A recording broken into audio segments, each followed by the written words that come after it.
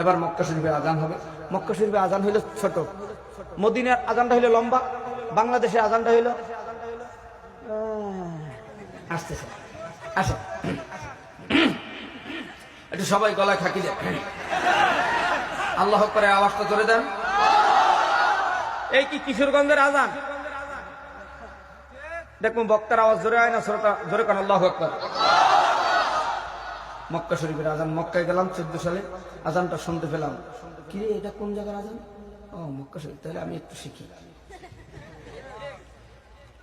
আল্লাহু আকবার, আল্লাহু আকবার, আল্লাহু আকবার, আল্লাহু আকবার।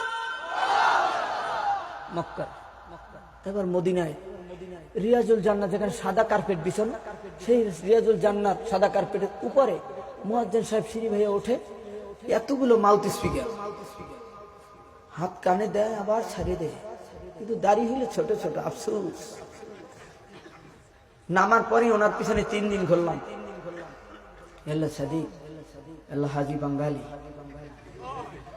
আমি একটু আজান দিতে চাই।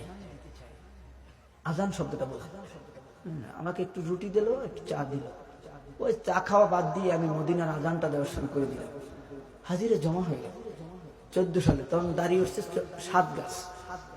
এবার আসে, হ্যাঁ 7 গাছ। এখন এতটুকু, 14 সালে কতটুকু? আসেন এবার মদিনার আজান।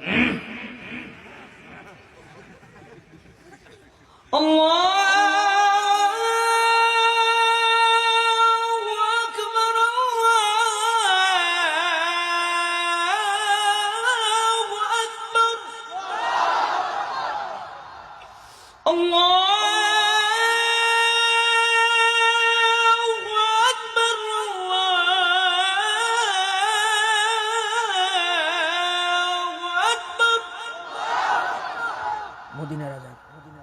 বাংলাদেশের ভাঙ্গা মসজিদের, মাটির মসজিদের আজান। আল্লাহ